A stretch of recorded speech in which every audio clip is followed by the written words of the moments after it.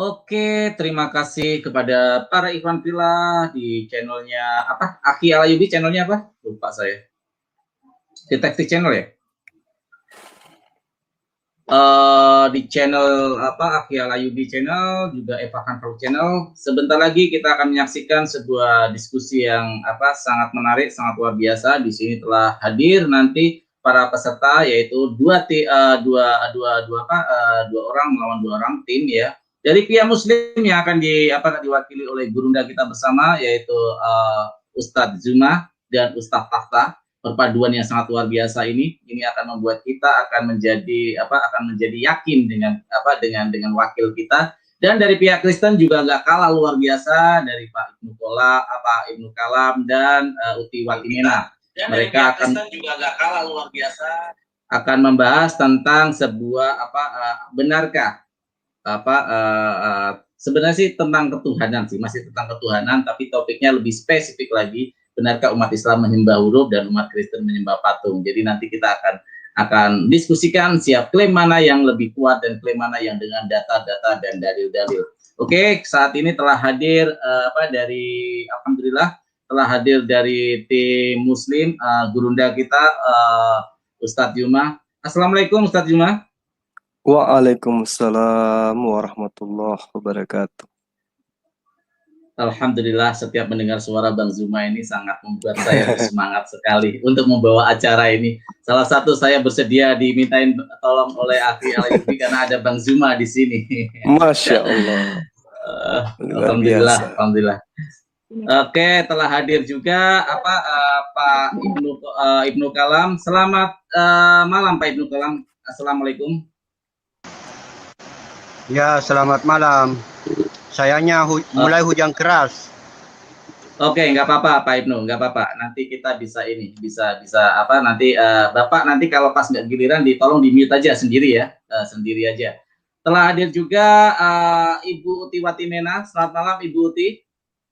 Selamat malam. Ibu Uti, oke, terima kasih Bu Uti, kembali ketemu sama saya. Farhan Bu Uti, kalau Bu Uti takutnya lupa sama saya. Udah hampir lupa ya. Hampir dilupakan. Enggak ya. Oke, Ibu Uti, nanti ini akan kita masih menunggu satu lagi yaitu Ustadz Tafta. Silakan Aki Alayubi untuk dihadirkan Ustadz Tafta, jadi biar kita langsung bisa kita mulai acaranya.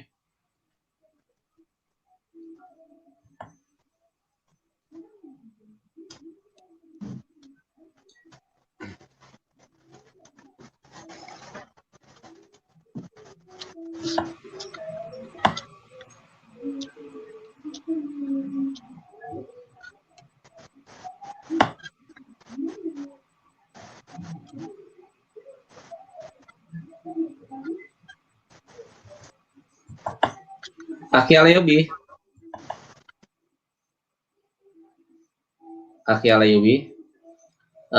Untuk Ustadz Tata bisa dihadirkan.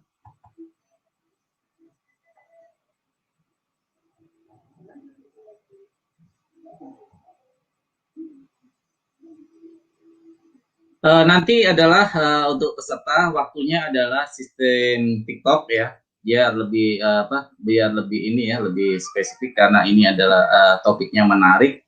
Jadi biar tidak banyak terbuang waktu, strategi bermain di sini yaitu terserah kesepakatannya mau pakai satu tim 60 menit, 50 menit, 45 menit atau 40 menit tergantung kesepakatan dari dua tim.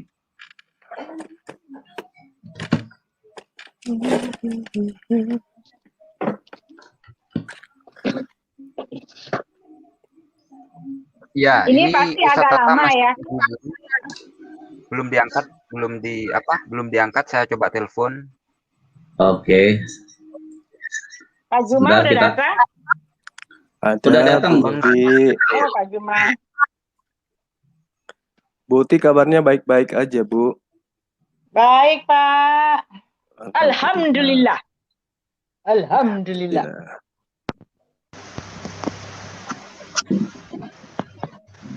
Atau di sini saja. Pak Juma. Iya, Bu. Pak Juma. biar kita gontok-gontokan, tapi jangan berantem ya Pak, jangan dendam Iya. sama saya ya Pak.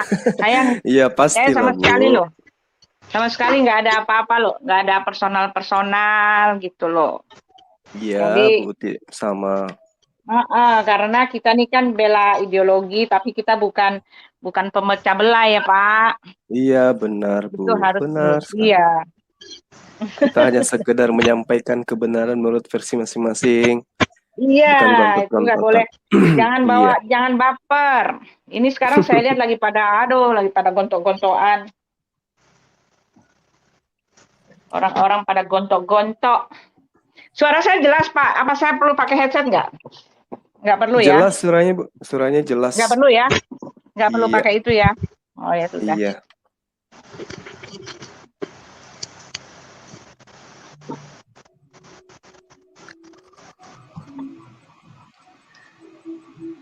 Gimana Ustaz Tata, Aki Alayubi?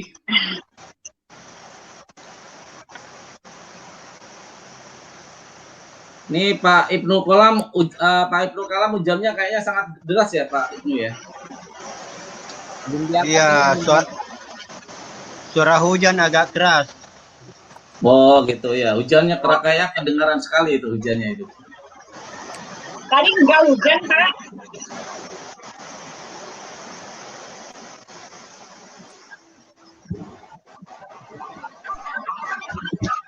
Atau begini sajalah, sambil menunggu, dimulai sajalah dulu. Iya, gitu. dimulai saja. Ya udah, oke, nggak apa-apa. 2 lawan 1 ya. Gini, oke, para peserta, oke. Saya sapa dulu untuk audiennya ya. Saya buka dulu. Tolong Pak Ibnu.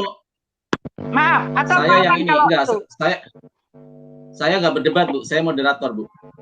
Iya, kalau misalnya nggak ada ya akhirnya Ayubi juga jadi moderator. No problem kan? Enggak. Justru Aki Alayubi nanti yang tampil nggak apa-apa. Saya moderator soalnya. Oh iya, justru Ayubi yang tampil. Iya, Ayubi aja kalau Tata nggak ada. Saya dikontrak Iya. untuk jadi, saya dibayar, bayaran saya moderator Bu soalnya. Mantap. Oke, saya buka dulu ya berarti ya, untuk Ya. biar ini. Aki Alayubi, channelnya apa Aki Alayubi? Aki?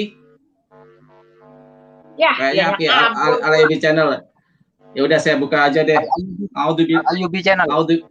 Iya, masih ingat saya. A'udzubillahi minasyaitonirrajim. Bismillahirrahmanirrahim. Raditu billahi robba wa bil islami dinna wa bi Muhammadin nabiyya wa rasula rabbi zidni ilma warzuqni fahma amin amin ya rabbal alamin. Assalamualaikum warahmatullahi wabarakatuh. Kepada para peserta dari diskusi sehat kita malam ini, yaitu tentang topik apakah Kristen menyembah patung dan Islam menyembah huruf. Topik ini sangat menarik. Timernya mau seperti apa untuk kedua belah pihak, atau berapa menit untuk ininya, waktunya 45 menit, 50 menit, atau 60 menit? Silakan. 40 Kalau aja kayaknya. 50 menit ya, sebentar saya hitung ya. 45 menit itu dibagi per berapa menit, Pak? Apa Itu segitu bebas, aja? Bu. Bebas mengatur ya? strateginya bebas. Jadi nanti 45 menit. Berarti 1 jam setengah ya, Bang? Iya, 1 jam setengah. 1 jam setengah selesai gitu. Nanti Ya, sudah, diatur iya. waktu, ya diatur waktu. Kalau tim lainnya mau suruh bicara, berhenti. Waktunya adalah silakan. Jadi pakai silakan. Jadi waktu berhenti, ya. Kalau nggak kata silakan, waktunya akan berjalan dan merugikan tim Anda sendiri. Oke? Oke, sekarang silakan kesepakatannya dari tim mana yang akan berjalan dulu. Ya, Pak Pak Juma atau Pak Kalam, silakan Pak Kalam. Ya, saya belakang.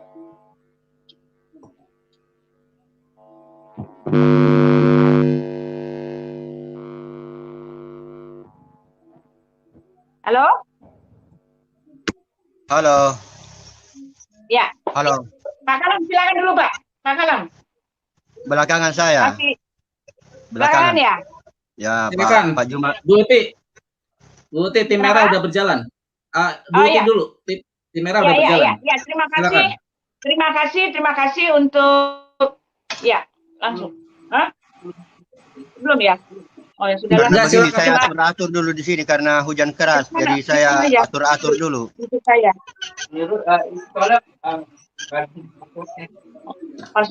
Ya sudahlah, nggak usah repotin, udah mulai. Iya, terima kasih. Udah, jangan dimatiin dulu, dimatiin itu sebentar. Waduh, udah jalan. Ya, kalau gitu terima kasih untuk kesempatan kali ini ya. Pada malam hari ini ada beberapa hal yang ingin disampaikan ini ya. Judul ini berlangsung karena ada perdebatan kemarin antara saya dengan Al-Ayyubi dan pihak Muslim ya, karena itu dikatakan, dan saya mengambil istilah ini dari Bapak Ibnu Kalam, karena Bapak Ibnu Kalam sejenak mengatakan bahwa Muslim itu menyembah huruf. Lalu saya iyakan gitu kan, karena menurut saya memang demikianlah, itu menurut pemahaman saya. Nah, itu disebabkan karena selama ini kan Muslim mengatakan bahwa orang Kristen itu menyembah manusia gitu kan. Nah, sekarang timbullah termin baru mengatakan kalau Kristen menyembah manusia, itu artinya sama juga karena Muslim menyembah huruf gitu loh. Nah, yang perlu saya sampaikan kenapa pada malam hari ini adalah bahwa tuduhan-tuduhan yang mengatakan bahwa Kristen menyembah manusia itu tidak benar gitu, karena sesuai dengan buktinya yang sudah tercatat bahwa tidak ada orang Kristen yang mengatakan bahwa mereka menyembah manusia. Kami pun tidak mengatakan bahwa kami menyembah manusia. Kami adalah orang-orang yang menyembah Tuhan yang pernah datang menjadi manusia dan sekarang sudah kembali ke tempat asalnya, sudah kembali ke sorga. Nah, itulah faktanya yang ada gitu loh. Nah, silakan Pak Ibnu Kalam. Tambahkan, Pak. Najul. Ya, saya buka mic-nya dulu ya. Ya, sudah silakan. didengar suara saya? Ya. Sudah. Ya, masalah menyembah huruf ataupun menyembah nama itu sudah saya pelajari sejak masih remaja. Karena bukan saya yang memulai, tapi dari pihak ulama ya. Jadi ada seorang ulama yang menyampaikan, dia tidak bertanya tapi dia menyampaikan kepada saya supaya saya jangan sampai menyembah huruf atau menyembah nama. Nah, itu yang saya alami dulu, dan itu tidak, pada waktu saya disampaikan masalah itu kepada saya, nah, itu tidak diberikan jawaban. Saya saya berpikir sendiri ya. Jadi saya membutuhkan waktu yang lama untuk mempelajari masalah itu. Demikian pula ada dua masalah waktu itu, yaitu masalah siapa yang menyatakan Allah itu ada di dalam Ka'bah, maka dia musyrik. Tapi barang siapa yang menyatakan Allah itu tidak ada di dalam Ka'bah, maka dia kafir. Nah, itu juga tidak diberikan jawabannya kepada saya. Saya berpikir sendiri. Lagi pula pada waktu itu karena saya masih anak-anak, masih remaja, saya juga tidak terlalu tanggapi. Jadi nanti lama itu baru saya pikirkan, nanti memperdalam agama baru saya mempelajari masalah itu. Apa sebenarnya yang dimaksud dengan menyembah huruf ya, atau menyembah nama. Itu butuh waktu yang lama untuk pelajarinya itu ya. Ilmu yang seperti itu dirasakan, jadi bukan di otak ya. Dia ada di dalam perasaan. Jadi saya memahaminya setelah banyak belajar membaca kitab-kitab, terutama kitab-kitab suci, baik dari kitab sucinya orang Hindu, kitab sucinya orang Buddha, ya, kitab sucinya Perjanjian Lama, Perjanjian Baru, dan kitab sucinya orang-orang Cina, ya, dan tentunya juga Al-Quran. Dari semua kitab suci yang saya baca itu tidak ada kebencian saya, saya juga tidak berpihak, sekalipun saya adalah Islam, saya tidak berpihak kepada Al-Quran. Saya mempelajari semuanya, tidak dengan ada kebencian, jadi tidak ada kebencian dan tidak berpihak. Nah, jadi saya betul-betul menetralkan diri untuk mencari kebenaran. Terutama yang saya cari itu juga adalah Tuhan. Ya, siapa itu Tuhan? Apakah Tuhan itu ada atau tidak ada? Ya, saya rasa itu dulu. Ya, silakan. Oke, silakan pihak Muslim. Masih berjalan saya punya. Maaf, masih berjalan. Udah Ibu. Agak telat 2 detik waktunya. Soalnya kan delay sebentar kan. Oke, silakan pihak Muslim. Assalamualaikum warahmatullahi wabarakatuh. Waalaikumsalam. Jadi materi ini, apakah umat Islam itu menyembah huruf? Yang perlu dipahami di sini adalah Sang Pencipta alam semesta itu tidak memiliki awal, sementara huruf itu memiliki awal. Jadi sebelum ada huruf alif, lam, ha itu, Allah itu sudah ada. Lalu bagaimana kemudian sosok manusia mengenal Sang Pencipta alam semesta? Tentu Sang Pencipta alam semesta ini datang kepada manusia melalui utusan-utusannya, memperkenalkan dirinya dengan penyebutan nama. Akulah Allah. Di dalam konsep Islam, Tuhan disebut dengan nama Allah dan diyakini sebagai esensi maha tinggi yang nyata, sebagai esensi yang esa, pencipta yang maha kuat, yang maha tahu, yang maha abadi, penentu takdir, dan juga hakim bagi semesta alam. Jadi secara etimologis, kata Allah ya didefinisi dari kata ilah yang berarti menyembah. Ya. Kata Allah ini juga dapat didefinisi dari kata alih yang berarti ketenangan, kekhawatiran, rasa cinta yang mendalam. Kemudian ketiga makna dari kata alih yang saya maksud itu mengarah kepada makna keharusan untuk tunduk dan mengagungkan kepada esensi Sang Pencipta alam semesta yang saya katakan tadi. Jadi mengenal kata Allah atau mengenal Tuhan, sumber yang digunakan kemudian oleh umat Islam itu tidak lain dan tidak bukan adalah Al-Quran.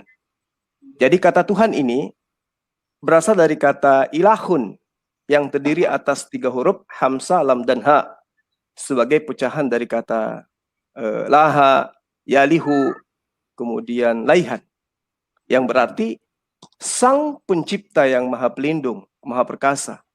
Jadi ilahun itu jamaknya adalah alihatun, bentuk kata kerjanya adalah alaha, yang artinya sama dengan abada, yaitu mengabdi. Maka dengan demikian di dalam ajaran agama Islam, ilahun artinya sama dengan ma'budun, yang diabdi atau yang disembah, lawan dari kata abdun, yang mengabdi atau hamba atau budak.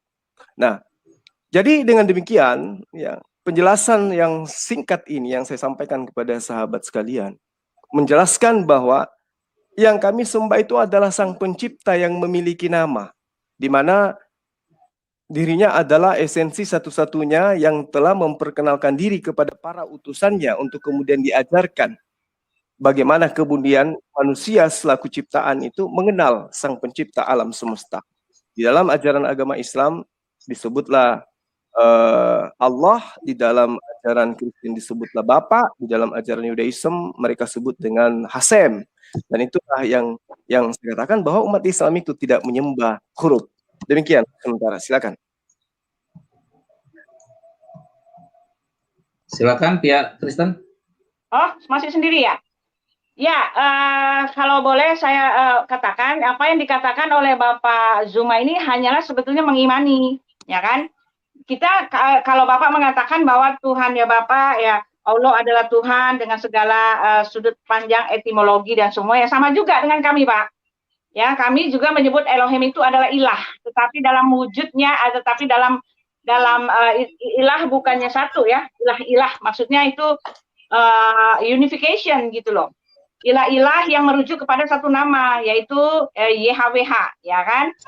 Lalu tetapi nama YHWH itu tercatat juga di dalam kitab kami, dia bermakna Tuhan gitu kan, bermakna penguasa jagat raya ini. Nah, kalau untuk bicara seperti itu memang kita akan sama-sama mengaku bahwa dua-duanya Tuhan gitu kan. Nah, tetapi di dalam kitab kami jelas dikatakan bahwa Elohim itu lalu disebut Ehad, itu Tuhan kami itu Esa, Tuhan kami juga Esa, tetapi Esa yang tidak sama dengan yang digadang-gadangkan oleh Esanya pihak Pak Zulkifli. Ya kan, Esa kami itu memang dari awal memang sudah Tritunggal disebut, memang sudah Tritunggal. Karena sejak awal di dalam Kejadian 3 itu sudah dikatakan Elohim menyebut dirinya kita, dia bicara kepada diri pribadinya sendiri, kita menyebut dirinya kita gitu kan. Marilah kita menjadikan manusia itu menurut gambar dan rupa kita, ya kan. Lalu di dalam Kejadian itu nanti mereka akan mengetahui siapa kita gitu kan. Waktu Adam dan Hawa memakan itu kan, memakan buah pohon pengetahuan itu kita. Jadi ada kata kita itu 3 kali, bahkan 3 kali disebut ketika Elohim itu mengadakan sidang ilahi gitu loh. Maksudnya mengadakan ya sidang ilahi kita, dia menyebut dirinya kita. Jadi jelas memang Tuhan kami sejak awal dia adalah Tuhan yang ehad. Ehad dalam arti unification. Tidak ada catatan ehad yang berkata tauhid gitu kan. Karena tauhid sendiri di kitab kalian, di kitab Pak Juma juga nggak ada itu kata tauhid gitu. Yang dipakai juga akhirnya ehad atau ahad. Ahad itu juga kan diambil dari tempat kami. Sedangkan ehad di tempat kami itu jelas membuktikan bahwa itu ehad yang esa yang unification. Nah, jadi terjadi kesalahpahaman juga di kitabnya di sebelah pihaknya Bapak gitu, Pak Juma.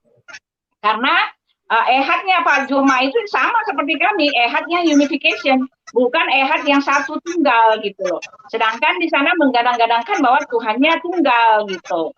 Dan sedangkan Tuhannya sendiri ketika tunggal dia menyebut dirinya kami, gitu kan? Ini yang menjadi kerancuan yang susah sekali sampai sekarang nggak bisa diketemukan titik terangnya gitu. Nah itu saja yang saya kasih tahu. Jadi ketika Tuhan Pak Juma, pihak Pak Juma mengatakan kami menyembah manusia, oh tidak bisa.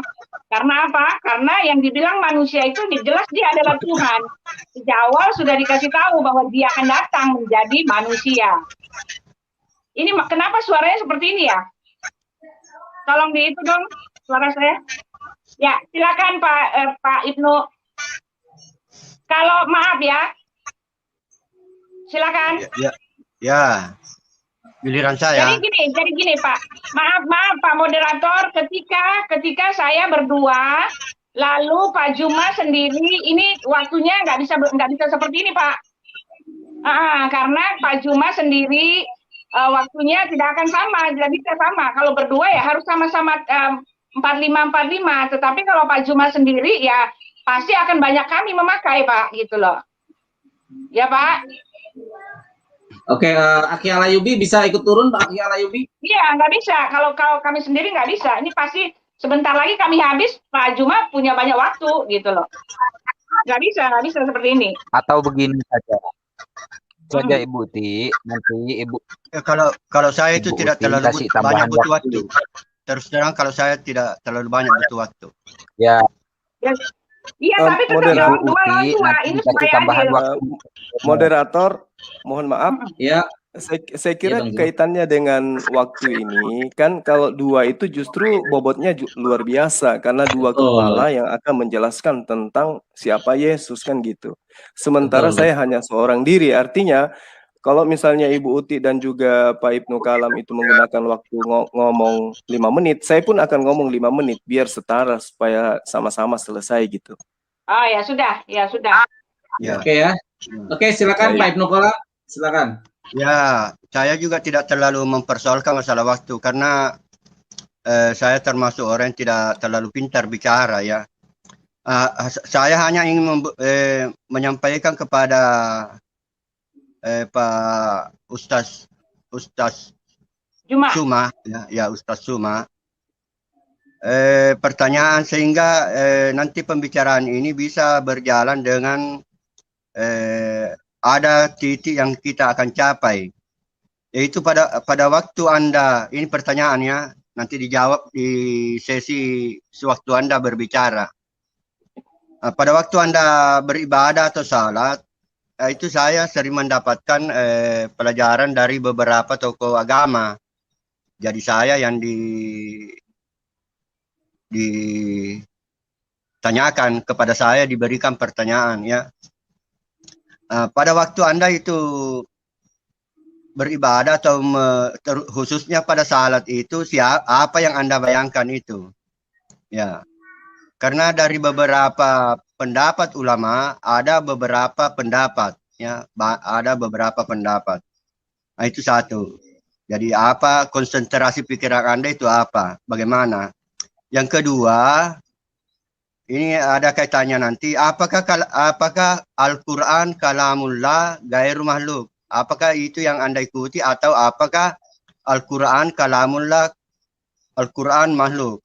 Ya, saya rasa itu saja yang ingin saya jelaskan. Ya, silakan. Nah, pakai waktu silakan. Sebentar. Pakai waktu silakan Pak Ibnu ya, kalau mindahin ya. Oke, silakan.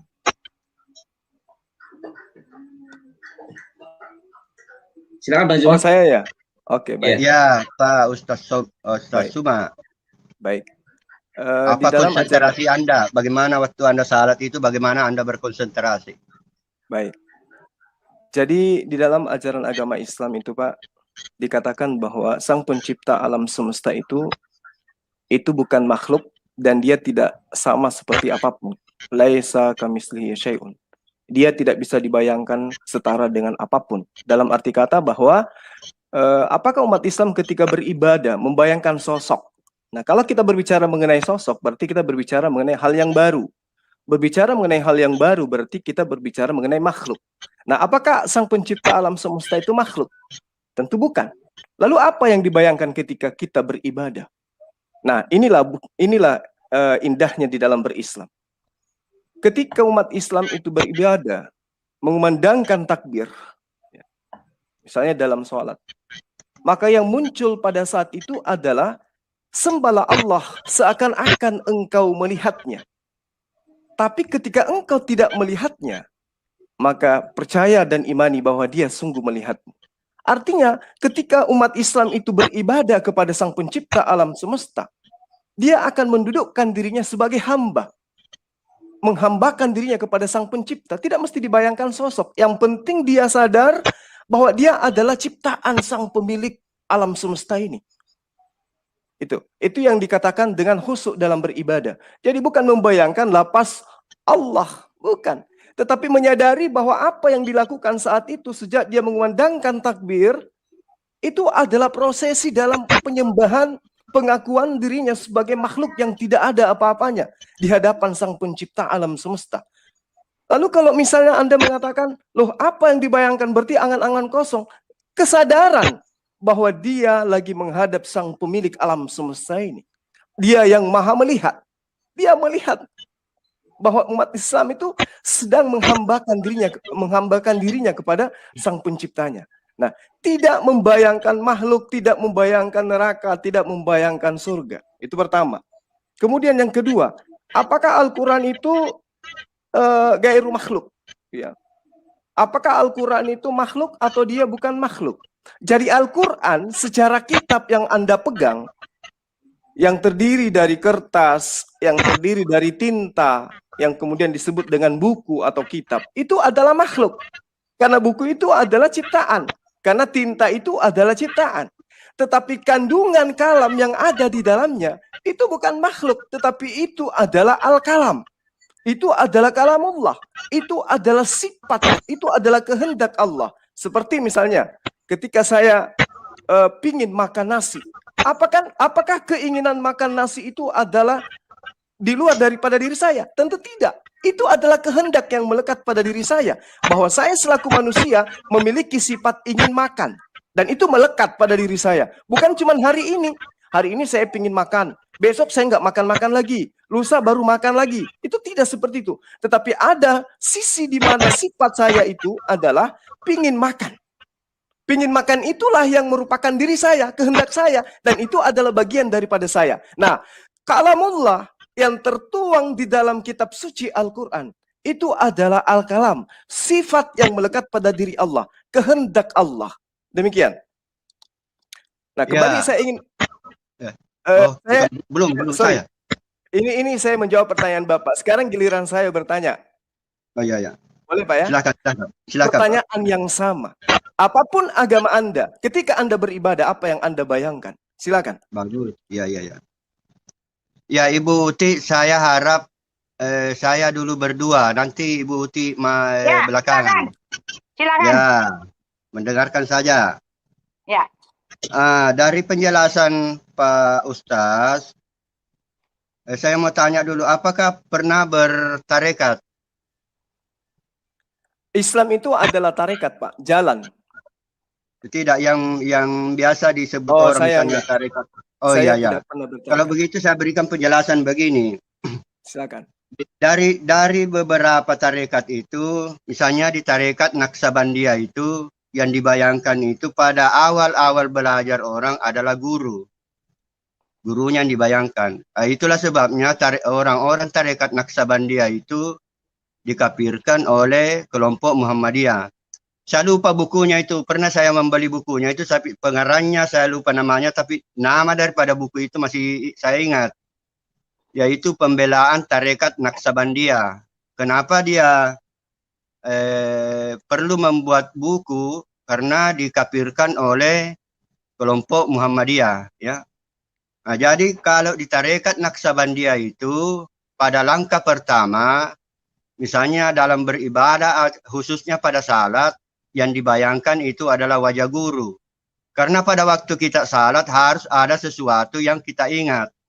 Sementara kalau dari penjelasannya tadi Pak Ustaz itu kesadaran.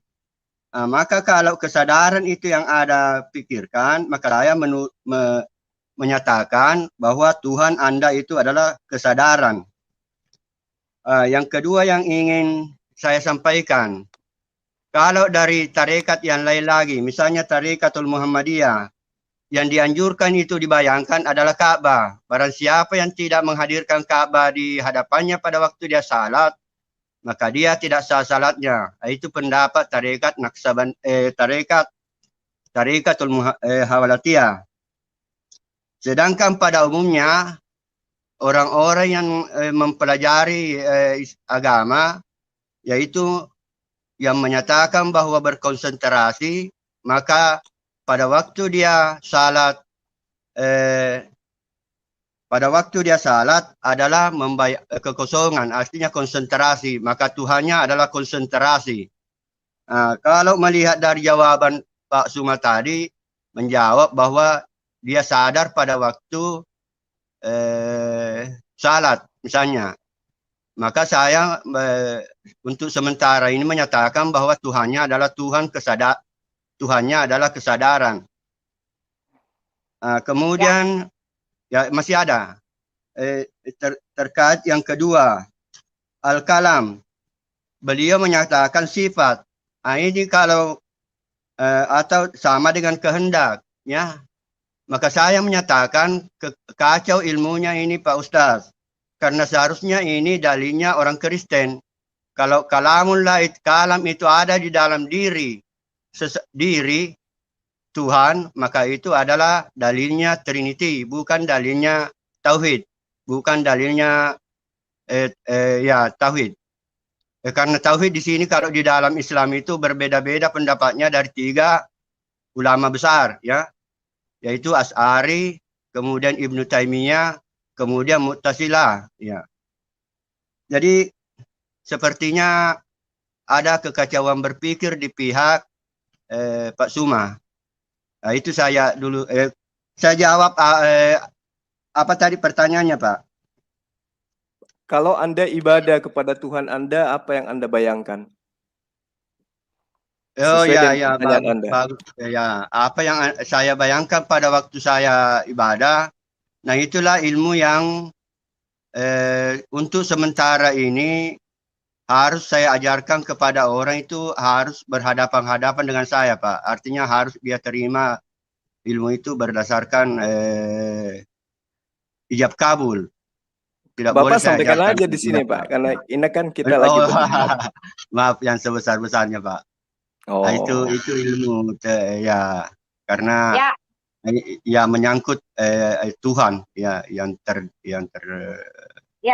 pemahaman tentang Tuhan. Ya, silakan. Jadi kesimpulan saya begini, untuk Pak Suma, karena pendapatnya tadi kesadaran, pada waktu beliau salat, maka saya kembali lagi menyatakan bahwa Tuhan Anda itu adalah Tuhan kesadaran. Nah, itu sekian, Pak. Ya, saya mau tambahkan sedikit lagi. Jadi kesimpulannya dari Bapak Ibnu Kalam tadi, yang dimaksud Tuhan oleh Pak Juma adalah kesadaran. Jadi kesadaran itu hanyalah pola pikir ya, pola pikir yang menyadari gitu, tetapi tanpa pembuktian. Lalu ada lagi yang mengatakan bahwa Tuhan itu harus memikirkan Ka'bah, gitu kan? Itu juga adalah makhluk yang tidak hidup. Lalu di situ juga ada konsentrasi. Menghadirkan Ka'bah di depannya pada waktu salat. Ya, menghadirkan Ka'bah dan konsentrasi. Jadi jelas tiga-tiganya ini jelas tertulis terangkum di dalam Alkitab bahwa Pak Juma, bukan Alkitab, ajaran tarekat. Iya, tetapi di dalam Alkitab kami juga mengatakan kamu menyembah apa yang tidak kamu kenal gitu loh. Jadi semua tidak kenal. Jadi sosok Tuhannya itu tidak nyata, tidak real. Sedangkan di kami dikatakan bahwa tak seorang pun melihat Allah, tetapi anak tunggal Allah yang ada di pangkuan Bapa, dialah yang menyatakannya. Jelas Tuhan kami itu real, Tuhan kami itu nyata. Ketika kami berdoa, kami tahu kepada siapa kami berdoa, karena dia pernah hadir, karena dia pernah ada, karena dia pernah berkarya, karena dia pernah menyatakan diri, dan karena dia menunjukkan ketuhanannya gitu loh. Nah, sekarang pertanyaan saya kepada Pak Juma. Pak Juma, ketika Bapak berdoa, ya ketika Bapak mengatakan Tuhan itu begini, saya minta satu aja tanda di mana Tuhan Bapak itu sama seperti Tuhan kami, yang berkarya, yang menyatakan diri, yang bermujizat, dan yang pernah ada gitu loh. Jadi kami tidak, jadi itu artinya Bapak menyembah apa yang tidak, Bapak menyembah apa yang Bapak kenal gitu loh, karena pernah ada sosok itu gitu loh. Ya, silakan. Iya, dia tidak mengenal Tuhannya. Ya, dia tidak mengenal apa yang disembah. Ya, jadi pertama Pak Ibnu Kalam tidak mau menyampaikan sosok mana yang dia bayangkan ketika dia beribadah. Oke. Ya, itu satu poin yang negatif buat Bapak. Kemudian yang kedua, pertanyaan Ibu Uti, ya. Seakan-akan bahwa Allah yang kami sembah itu sama dengan Yesus, sama dengan Roh yang bertanduk 7 dan bermata 7, dan juga sama dengan merpati. Ibu harus akui itu bahwa sembahan kita itu berbeda. Dan saya tidak akan pernah mau menyamakan sembahan saya dengan sembahannya Kristen. Nah, Ibu juga harus bisa membedakan antara perjanjian lama dengan kitab Torah, perjanjian baru dengan Injil. Ibu harus bedakan itu. Jadi Ibu jangan selalu mengatakan Tuhan kita sama, Tuhan kita sama. Tuhan kita tidak pernah sama. Itu yang perlu Ibu pahami. Jadi di dalam Al-Quran itu sudah jelas dikatakan bahwa Qul ya ayyuhal kafirun la a'budu ma ta'budun. Jadi kami tidak akan pernah menyembah Tuhan yang Ibu Uti sembah, dan Ibu tidak akan pernah menyembah Tuhan yang kami sembah, karena esensi Tuhan kita itu berbeda. Lain cerita kalau Ibu berkata tentang Tuhan yang mengutus para nabi, karena itulah Tuhan kami, itu loh. Nah, kemudian ini pertanyaan buat Ibu Uti, tolong nanti dijawab sebelum saya menjelaskan. Kalau Ibu menyembah, siapa yang Anda bayangkan? Bapak kah, roh itu, atau Yesus kah yang manusia itu, atau Roh Kudus yang merpati, burung merpati itu? Itu tolong nanti Ibu jawab. Kemudian kaitannya dengan Islam. Di dalam beribadah, seperti yang saya terangkan kepada Anda, ibadah umat Islam itu pertama kali yang Bapak harus tahu. Di dalam proses penyembahan itu ada yang dikatakan khusyuk. Nah, khusyuk ini adalah memahami makna setiap bacaan dan menjiwai setiap gerakannya. Karena sholat atau berdoa bukan hanya sekedar menghafalkan dan melafazkan bacaannya, bukan sekedar menggerakkan tubuh, tapi doa atau sholat itu membutuhkan jiwa dan hati untuk mencapai kekhususan. Dikatakan di dalam hadis Tirmizi dari Abi Hurairah radhiyallahu an bahwa Rasulullah sallallahu alaihi wasallam itu melihat seseorang memainkan jenggotnya ketika sholat. Maka beliau berkata, seandainya hatinya khusyuk, maka khusyuk pula anggota badannya. Karena itulah kemudian di dalam prosesi penyembahan itu ada yang dikatakan khusyuk. Khusyuk itu adalah merasa bahwa dirinya sedang menghambakan diri kepada Sang Pencipta alam semesta yang tidak terlihat oleh makhluk, tetapi melihat makhluk. Kemudian di dalam berdoa, umat Islam bisa mencapai kekhususan di dalam berdoa apabila orang tersebut mampu merasakan ketenangan dan kedamaian dalam hati dan jiwanya, sehingga pikirannya terpenuhi oleh kebesaran Allah, oleh keesaan Allah, oleh keagungan Allah yang telah menciptakan alam semesta ini. Sadar bahwa Sang Pencipta alam semesta begitu pemurah, begitu pengasih, begitu penyayang. Dan juga sikapnya yang selalu menunjukkan kesopanan di hadapan Allah. Ya, makanya kami di dalam beribadah, kami harus membersihkan jasad kami. Kami harus berwudu, kami harus bersih dari segala najis. Masuk di dalam rumah ibadah kami itu tidak menggunakan alas kaki, tidak dengan keadaan junub, tetapi kami membersihkan betul-betul jasmani dan rohani kami. Kenapa? Karena kami ingin menghadap kepada Sang Pencipta alam yang maha suci, lagi maha tinggi. Nah, jadi dalam prosesi penyembahan ini, kami umat Islam seolah-olah itu berdialog dengan Sang Pencipta alam semesta. Ketika kami mengatakan Bismillahirrahmanirrahim, itu berarti kami sedang menyatakan nama Sang Pencipta alam semesta yang maha pemurah lagi maha penyayang. Kami lagi berdialog dengan Dia, meskipun kami tidak melihat wujudnya, karena kami sebagai makhluk ciptaan tidak akan mungkin mampu melihat dan memanifestasikan Sang Pencipta alam semesta, karena Dia adalah yang maha besar, Dia yang maha kuasa, Dia yang maha segala-galanya. Dan Tuhan kami itu maha melihat, maha mendengar, maha mengetahui apapun yang terbersih di dalam hati manusia. Itulah Allah, itulah Sang Pencipta alam semesta. Di dalam Al-Quran surah Al-Isra ayat 109 dikatakan bahwa dan mereka menyungkur atas muka mereka sambil menangis dan mereka bertambah khusyuk, sehingga secara otomatis jika hati dan jiwa kita telah khusyuk, maka anggota badan, lisan kita pun khusyuk di dalam melaksanakan sholat atau ibadah. Kemudian yang kedua, yang ketiga, fokus di dalam beribadah. Jadi ada beberapa hal yang dimaknai di dalam khusyuk dalam beribadah di dalam Islam. Ya, namun yang perlu dipahami di sini, jika tilik dari lagi ternyata sangat jauh berbeda, maksudnya pada saat kita dalam tempat yang ramai, kemudian kita menginginkan fokus menyembah kepada Allah, maka bacaan-bacaan yang kita hafal itulah yang membantu kita untuk khusyuk. Jadi beda ketika kita bernyanyi dengan lagu biasa, dengan kita lagi melantungkan di dalam hati atau dengan lisan kalimat-kalimat Allah itu. Jadi khusyuk ini berarti fokus menuju Sang Pencipta alam semesta hingga merasakan ketentraman lahir dan batin dimanapun berada. Ya, dimanapun berada. Ini artinya bahwa pada saat kami umat Islam menyatakan diri untuk menghadap kepada Sang Pencipta alam semesta, maka yang maha melihat, yang maha mendengar, yang maha mengetahui, tentu mendengar, melihat, dan mengetahui apa yang sedang kami lakukan. Itulah penyembahan. Bukan yang dikatakan menyembah yang benar itu mendudukkan patung, mengambil rupa manusia, mengambil rupa burung, mengambil rupa roh-roh, kemudian dibayangkan bahwa itulah Sang Pencipta. Tidak seperti itu. Karena kitab-kitab sebelumnya yang diajarkan oleh para nabi pun, Tuhan itu tidak serupa dengan apapun. Ya, engkau diberi melihat untuk, ya, dikatakan di dalam kitab Bani Israel, ya, kitab Torah, itu jelas dikatakan, akulah Tuhan Allahmu yang membawa engkau keluar dari tanah Mesir tempat perbudakan. Jangan ada padamu sembahan lain di hadapanku. Engkau diberi melihatnya untuk mengetahui bahwa Tuhanlah Allah. Tidak ada yang lain kecuali Dia. Sebab itu ketahuilah pada hari ini dan camkanlah bahwa Tuhanlah Allah yang di langit, di atas dan di bumi, di bawah. Tidak ada yang lain. Karena itulah kemudian, apakah Tuhan itu berupa sosok? Seperti roh-roh, bertanduk 7 dan bermata 7. Kemudian berupa manusia, berupa burung merpati. Apakah Tuhan seperti itu? Tentu tidak. Tuhan itu tidak bisa digambarkan dengan apapun. Karena Dia dimensi yang berbeda dengan makhluknya. Dia adalah Sang Pencipta. Demikian, mohon dijawab pertanyaan saya. Ketika Anda beribadah, siapa yang Anda bayangkan di dalam ibadah Anda?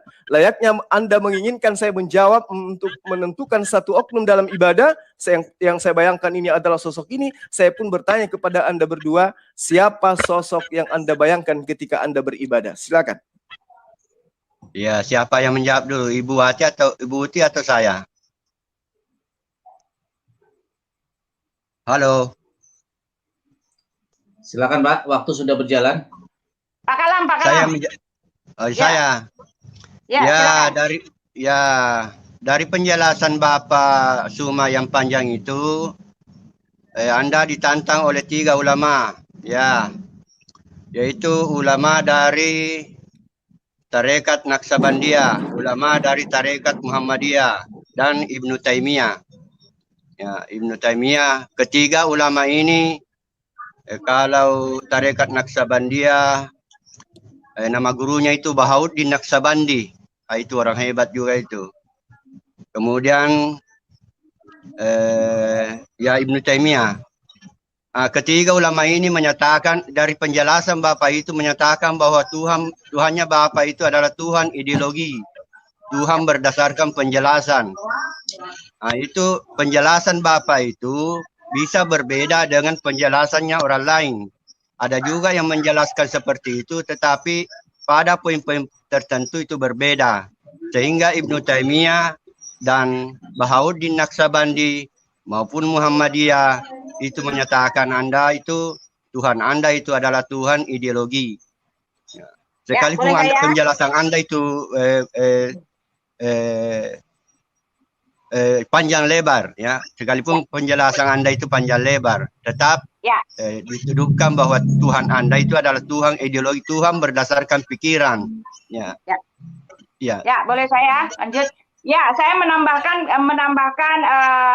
pendapat dari Pak Ibnu Kalam, karena betul apa yang Pak Juma katakan itu memang hanyalah mengimani, menyadari kehadiran Allah, tetapi kehadiran Tuhan, tetapi tidak bisa menjawab, ya. Saya tadi menjawab Pak Juma, mana buktinya, ya. Kalau kita hanya mengimani seperti ini, Pak, memang tidak apa-apa, tidak masalah dan tidak ada yang marah, dan kami pun menghargai iman orang lain gitu loh. Karena itu ranah imannya mereka, tetapi tidak bisa dibawa ke dalam ruang dialog seperti ini gitu. Karena untuk dialog seperti ini semua perlu pembuktian, semua perlu penjabaran, semua perlu data-data dan detail-detail yang diperlukan untuk menunjukkan bahwa ideologi kita, untuk menunjukkan bahwa iman kita itu tidak salah gitu loh.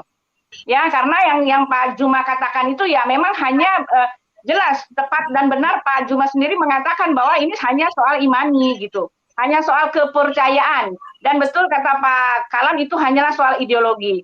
Lalu Pak Juma menanyakan kepada kami, ketika kami berdoa, siapa yang kami sembah? Oh, tentu saja kami berdoa dalam nama Bapa dan Putra dan Roh Kudus. Ketiga nama itu kami sebut, dan kami mengarahkan pikiran kami ke sana, kepada satu Tuhan itu. Satu Tuhan yang punya pribadi, yang pernah datang ke dunia menjadi anak Allah gitu. Satu Tuhan yang adalah Roh Kudus yang menerangi pikiran kami, yang memberikan pengertian kepada kami, dan satu Tuhan gitu loh. Allah yang Esa itu, Allah Esa yang Tritunggal itu. Kami tahu sekali kepada siapa kami menyembah sesuai dengan firman Tuhan yang tertulis. Lalu ketika Pak Juma mengatakan bahwa di dalam ayatnya, ya, Tuhan bukan berbentuk manusia, ya kan? Engkau akan diberi melihat, lalu akulah Tuhan Allahmu, tidak ada yang lain yang serupa denganku. Itu kan cuma comot ayat. Ya, ayat yang Bapak pakai untuk mendukung ini sama sekali bukan berpengertian bahwa Tuhan kami itu bukanlah Allah yang Esa. Ya, bukanlah Allah yang Tritunggal. Oh, maaf Pak, dari awal sudah dikasih tahu memang Tuhan kami seperti itulah adanya. Karena yang Bapak comot itu maksudnya adalah tidak ada yang sama seperti Dia, yang Allah yang datang ke dunia, Allah yang penebus dan juru selamat. Itu tidak bisa Bapak pungkiri, ya, karena penebus di situ juga sudah dikasih tahu di dalam Yesaya 43, aku akan memberikan manusia menjadi sebagai ganti nyawamu. Sudah dikasih tahu. Dan konsep orang-orang Yahudi itu, mereka mengenal apa itu anak Allah, ya, mereka mengenal apa itu anak Allah, mereka mengenal Allah Bapa gitu loh. Ya, memang itulah konsep ketuhanan yang dari awal itu ada. Lalu Bapak mengatakan bahwa Tuhan Bapak bukanlah Tuhan kami. Oh, betul sekali. Itulah yang saya harapkan, pernyataan yang saya harap keluar dari mulut Pak Juma. Karena selama ini kalian mengklaim bahwa Allah itu adalah Elohim, tetapi maaf, Pak Juma dengan jelas mengatakan bahwa Elohim bukanlah Allah gitu ya. Karena memang betul berbeda sekali. Beda bagai bumi dengan langit. Lalu Pak Juma mengatakan bahwa Tuhannya Pak Juma itulah yang mengutus para nabi. Tetapi maaf Pak, Alkitab kami mengatakan bahwa nabi-nabi Israel itu mereka menyembah Tuhan, ya. Tolong ini kenapa berisik ya? Nabi-nabi Israel itu bukan menyembah Tuhannya Bapa gitu loh. Memang tercatat ada di dalam Alkitab, tetapi kitab yang jelasnya, kitabnya sendiri, kitabnya orang Israel itu tidak menyembah apa itu yang tidak menyembah Allah gitu loh. Ini kan ada kerancuan gitu loh. Ya, Musa itu dia tidak menyembah Tuhan, ya menyembah Allah yang datang di tahun 600. Musa menyembah Allah yang dia tulis sendiri ya di dalam kitab Kejadian. Musa lah yang menulis. Pada mulanya adalah Musa yang menulis ini ya. Pada mulanya Allah menciptakan langit dan bumi. Ini yang disembah oleh Musa. Dia menulisnya. Pada mulanya Allah menciptakan langit dan bumi. Bumi belum berbentuk kosong. Gelap gulita menutupi samudra raya dan roh Allah melayang-layang di atas permukaan air. Ada 3 sudah. Sejak awal titik pertama sudah dikatakan. Allah, roh Allah, dan firman. Sudah ada 3 dia katakan. Dan kata Roh Kudus juga ada ditulis di dalam perjanjian lama ini. Orang-orang di perjanjian lama mengenal apa itu Roh Kudus. Walaupun kebanyakan Roh Kudus itu disebut dengan nafas Allah di dalam kitab perjanjian lama gitu loh. Jelas, jadi yang Bapak bilang bahwa Allah itu mengutus nabi-nabi Israel. Oh bukan Pak, hanya ada, nama-nama itu ada, tetapi jelas di dalam kitab Bapak sendiri. Mereka beriman kepada Tuhan mereka. Ada di dalam kitab Bapak mengatakan begitu. Ya, di sini ya. Kami ceritakan kisah mereka kepadamu, Muhammad, dengan sebenarnya. Sesungguhnya mereka itu adalah pemuda-pemuda yang beriman kepada Tuhan mereka. Nah, di dalam Quran Bapak, kata Tuhan mereka itu banyak, Pak. Jelas, Allah tidak pernah memproklamirkan dirinya sebagai Elohim. Sama sekali tidak pernah, Pak. Ya, tidak pernah. Kata Tuhan mereka saya temukan ada beberapa di dalam kitab Bapak yang mengatakan bahwa dia bukanlah Tuhan ya. Tuhan orang Yahudi, bukan Pak. Dia mengatakan dia bukanlah orang ya Tuhan Yahudi gitu loh. Ya, silakan Pak. Silakan. Oh, Silakan Bang Juma. Ya, silakan. Baik. Jadi gini Bu Uti. Kalau Ibu mengatakan Tuhan Anda itu adalah Elohim yang disembah oleh Nabi Musa dan para nabi, berarti Yudaism sekarang menyembah Yesus karena Anda mengakui bahwa Yesus itu adalah Elohim yang datang dalam rupa manusia. Faktanya mereka yang lebih tahu tentang kitab Tanakh itu tidak mereka menyembah Yesus, tidak menyembah manusia, karena tidak sedikit pun di dalam kitab mereka ada sinyal bahwa Tuhan mereka itu bakal menjadi sosok makhluk. Nah, kaitannya dengan sembahan kami. Allah yang kami sembah itu wujud. Apa artinya? Wujud itu bahasa Arab. Artinya ada. Jadi Allah yang maha suci lagi maha tinggi itu adalah esensi yang berdiri sendiri dan tidak bergantung kepada siapapun.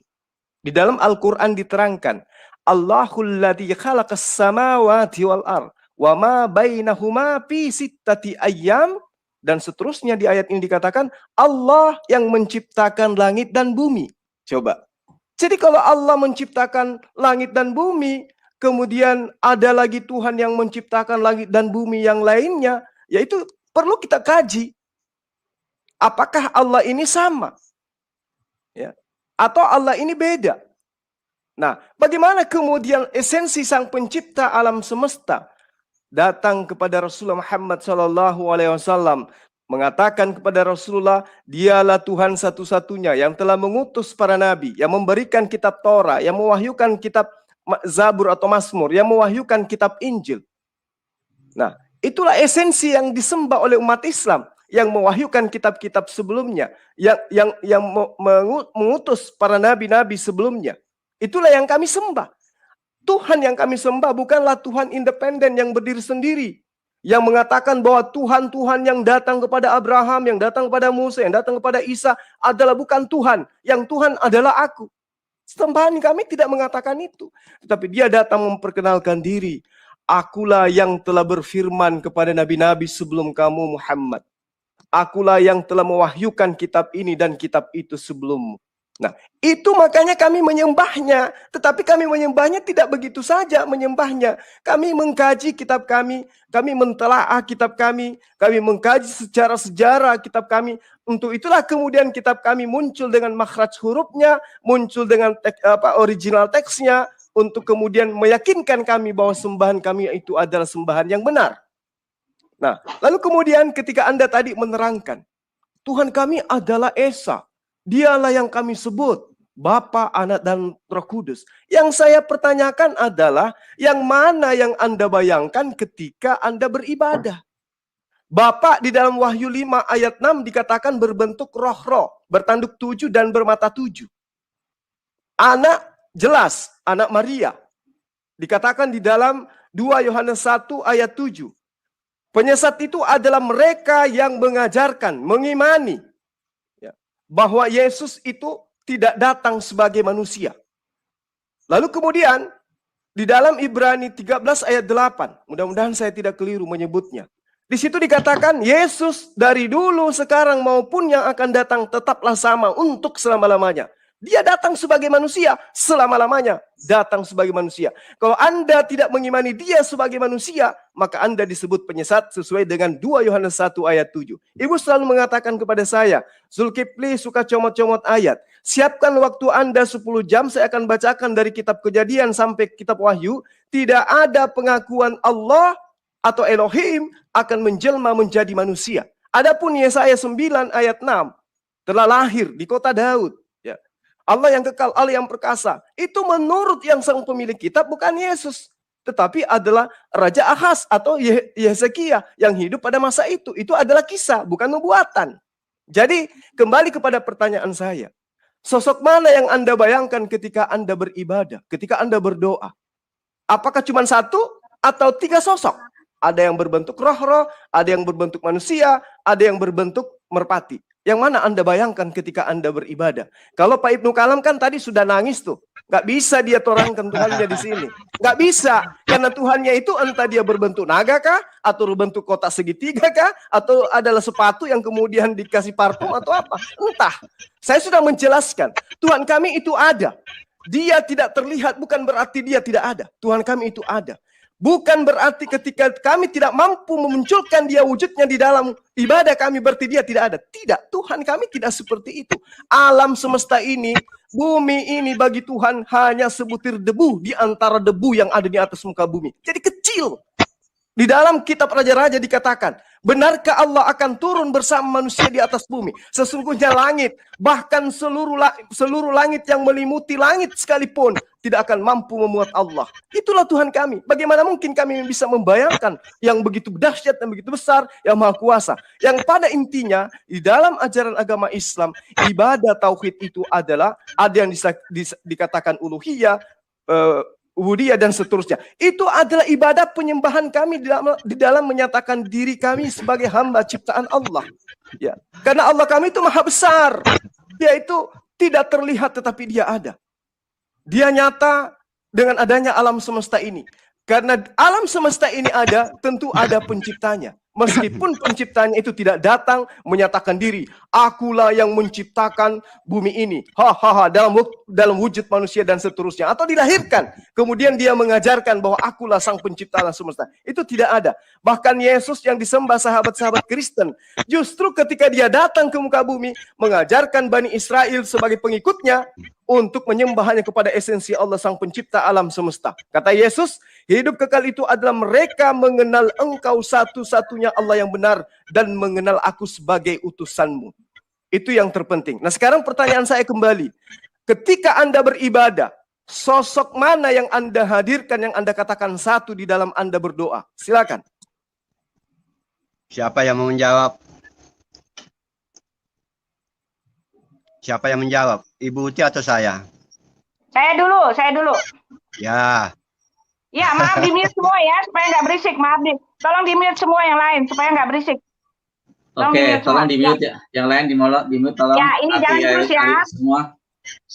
Ya, ini tadi Pak Zulkifli jelas masih saja bicara tentang imani, walaupun dengan penegasan bahwa Tuhan yang kamu imani itu bukan berarti tidak ada. Karena yang kita bicarakan ini adalah pembuktian. Apapun perkataan Pak Zulkifli tidak membuktikan bahwa Tuhan Pak Zulkifli itu ada gitu loh. Karena yang Pak Zulkifli itu adalah imani, semua dalam ranahnya imani.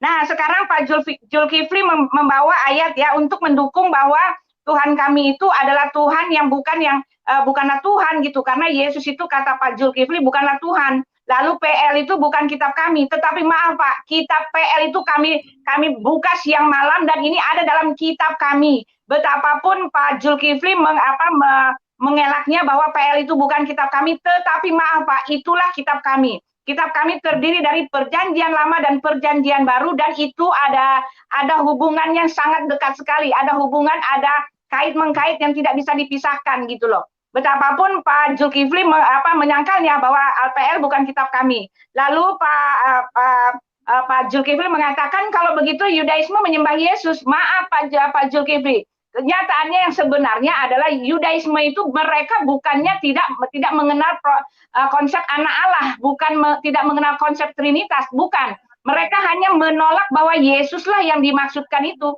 Mereka hanya menolak bahwa Yesuslah yang penggenapan itu. Sedangkan Yesus mengatakan, aku datang bukan untuk meniadakan hukum Taurat, melainkan untuk menggenapinya. Sudah genap semua apa yang tertulis di dalam kitab Taurat, bahwa dan hampir segala sesuatu disucikan menurut hukum Taurat dengan darah. Dan tanpa penumpahan darah tidak ada pengampunan. Yesuslah yang menggenapi pengampunan dosa dengan penumpahan darah itu. Dan Yesus sudah genapi itu, bahkan Yesus sudah naik ke sorga. Masalahnya orang Yahudi itu bukan ini, mereka hanya menolak bahwa Yesuslah penggenapan itu. Sampai sekarang mereka masih menanti-nanti supaya Mesias itu datang, anak manusia itu datang, anak Allah itu datang. Tetapi masalahnya mereka sudah terlambat, karena anak manusia itu bukan saja sudah datang, tetapi dia sudah naik ke sorga. Bahkan sekarang ini kita sedang menunggu kedatangan yang kedua kali. Jadi Bapak nggak bisa mengambil contoh bahwa Yahudi itu menolak Yesus, itu artinya bahwa Yesus itu tidak benar. Maaf Pak, ini hanyalah aplikasi orang ke orang. Sedangkan Yahudi yang menolak Yesus itu sudah dinubuatkan bahwa mereka memang akan memberontak terhadap anak Allah itu. Di dalam Yesaya 63, ya, bukan seorang duta, bukan seorang utusan, melainkan dia sendirilah yang akan datang. Dia yang menyelamatkan, dia yang menebusnya. Dan dikatakan bahwa dia akan memberikan manusia sebagai ganti nyawa manusia itu. Jadi dia yang akan datang melalui firman-Nya itu, dia memberikan manusia. Dan ketika Bapak mengatakan di dalam Yohanes 2, Yohanes 1 ayat 7 itu untuk penyesat, maaf Pak, di situ dikatakan barang siapa yang tidak mengaku bahwa Kristus telah datang sebagai anak manusia, itu justru untuk Bapak. Ketika Bapak mengatakan Kristus itu artinya Tuhan, Tuhan yang datang sebagai manusia Bapak tolak, itulah artinya antikristus itu. Itu maksud yang dimaksud oleh Yohanes, karena Yohanes mengatakan bahwa kami ini ada di dalam yang benar, dikatakan dengan jelas di situ. Akan tetapi kita tahu bahwa anak Allah telah datang dan telah menyatakan, mengaruniakan pengertian kepada kita, supaya kita mengenal yang benar dan kita ada di dalam yang benar. Di dalam anaknya Yesus Kristus, dia atau Yesus adalah Allah yang benar dan hidup yang kekal. Jadi ayat-ayat yang Bapak kasih itu ngawur semua. Di dalam Ibrani 13 ayat 8 itu Yesus tidak berubah dalam ketetapannya. Yesus tidak berubah dalam kasihnya. Yesus tidak berubah. Dia tidak berubah dari dulu sampai sekarang dan selamanya. Ketika dia mengasihi, dia akan mengasihi. Itu maksudnya apa? Konteksnya lihat dulu. Lalu di dalam Yesaya 9 ayat 5 itu juga ngawur. Bapak mengatakan itu untuk Raja Ahaz. Maaf Pak, ketika Bapak mengatakan memang itu untuk Raja Ahaz, memang Yesaya memakai kejadian pada saat itu, tetapi untuk menubuatkan Raja Ahaz itu pada saat itu tidak ada anak yang lahir yang disebut Allah Bapa, tidak ada anak lahir yang disebut Immanuel, tidak ada yang berasal dari tunas Daud dan akan menghakimi isi dunia ini, yang akan mati, bangkit lagi dan hidup lagi, lalu akan menjadi hakim. Oh tidak Pak, lalu dia akan menjadi penebus dan juru selamat, akan dibawa seperti anak domba yang dibawa ke pembantaian, Yesaya 53. Tidak itu Pak, tidak, itu bukan untuk Ahaz, ya kan? Nah setelah itu Bapak mengatakan bahwa sosok itu bukan berarti Tuhan itu tidak ada. Maaf Pak, lagi-lagi Bapak di sini hanya berasumsi dan hanya memberikan pengertian Bapak sendiri, kesadaran Bapak akan ketuhanan dan hanya membuktikan keimanan Bapak. Sedangkan Bapak sudah gugur menyalah-nyalain kami dengan mencomot-comot ayat yang salah gitu loh. Silakan Pak Ibnu. Ya. Faktanya Pak Ustaz itu menyembah Ka'bah ya, secara fisik itu. Nabi Muhammad juga menyembah Ka'bah itu secara fisik. Secara rohani bagaimana? Nah itu. Kalau dari pembicaraannya Pak Ustaz itu kembali kepada Tuhan yang tak dikenal, Tuhannya Parmenides. Itulah sebabnya di dalam Al-Quran itu kalau kamu ditanya siapa yang kamu ikuti, ya ikuti millat Ibrahim, ya. Pada zamannya Ibrahim itu Tuhan yang tak dikenal. Dari pembicaraannya Pak Ustaz, itu ada yang saya tanggapi, yang saya catat baik-baik, yaitu masih mencampur adukan ya dalil-dalil, mencampur adukan dalil Trinitas dengan dalil Tauhid. Dalilnya itu Trinitas itu Pak, kalau dikatakan kalam itu ada di dalam diri, itu diri Allah itu dalilnya Trinitas, bukan dalilnya itu Tauhid. Nah itulah anunya itu Imam Asy'ari itu sifat 20. Kemudian yang kedua, kayaknya Pak Ustadz belum memahami istilah sembah, ya. Belum memahami itu istilah sembah. Ya, jadi secara nanti saya jelaskan itu sebentar. Kalau bagaimana wujud yang disembah oleh orang Kristen, nanti dari Trinity itu saya jelaskan. Tetapi dari pembicaraan itu yang ada saya ulang sekali lagi bahwa ada 3 ulama yang menentang Anda itu, karena Tuhan Anda itu adalah Tuhan yang tak dikenal, atau oleh Ibnu Taimiyah itu dikatakan kepada Anda itu pada waktu Ibnu Taimiyah berdebat dengan orang Asy'ari itu Tuhan Anda itu adalah Tuhan ideologi. Kenapa dikatakan Tuhan ideologi? Karena kalau ada 5 orang yang menjelaskan tentang Tuhan yang seperti itu berbeda-beda. Jadi jangan sekali-kali disematkan Tuhan, jangan sekali-kali penjelasan itu disematkan kepada Tuhan. Itu tidak mencukupi itu penjelasan Anda itu tentang Tuhan. Jangan. Harus itu penjelasan Anda itu Anda pahami sendiri. Itu belum mampu menjelaskan tentang Tuhan. Ya, kalau kita baca di Alkitab itu, misalnya di kitab Ayub itu jelas Allah itu besar, tak terjangkau oleh pengetahuan kita, tahun-tahunnya tak terselidiki. Nah, itu hebat Tuhannya orang dulu itu. Sama saja dengan di Al-Quran itu Tuhan yang tak dikenal. Tetapi setelah kedatangan Yesus itu Tuhan baru Tuhan bisa dikenal. Dan nanti Anda itu kayaknya juga kurang tahu membedakan antara Tuhan dengan Allah. Nah, ini kelompok Islam ini. Cukup dari Ibnu Taimiyah saja saya lawan Anda. Nah, itu sepertinya Anda sudah tidak mampu memahami Tuhan yang Anda tahu itu adalah Tuhan ideologi, Tuhan yang tak dikenal. Ya. Nah, itu jadi ada 2 ya yang masih belum bisa dipahami oleh Pak Ustadz, yaitu masalah menyembah, masalah Tuhan dengan Allah. Ya, secara fisik itu Pak, Bapak itu menyembah Ka'bah. Itulah sebabnya Tarikatul Muhammadiyah mengatakan hadirkan Ka'bah pada waktu salat. Karena kalau yang Anda hadirkan itu adalah konsentrasi, maka konsentrasi itulah Tuhanmu. Kau hafal itu bacaan Al-Quran, bacaan Al-Quran itulah Tuhanmu. Kalau menurut Tarikatul Muhammadiyah, yang harus dihadirkan itu yang fakta, yang nyata, ya. Pada waktu seandainya Anda salat di Mekah itu di samping Ka'bah itu, ya tentu yang Anda lihat adalah Ka'bah itu, Anda menyembah Ka'bah. Tetapi pengetahuan kita tentang menyembah itu harus ditingkatkan lagi, karena pada waktu kita menyembah Ka'bah itu harus ada lagi ilmu supaya kita tidak menyembah Ka'bah. Ya. Jadi itu ada jawabannya di dalam Al-Quran. Tapi saya mau tahu kemampuan Anda menjawab itu dari Al-Quran. Bahwa Anda itu menyembah Ka'bah atau menyembah ideologi. Ya.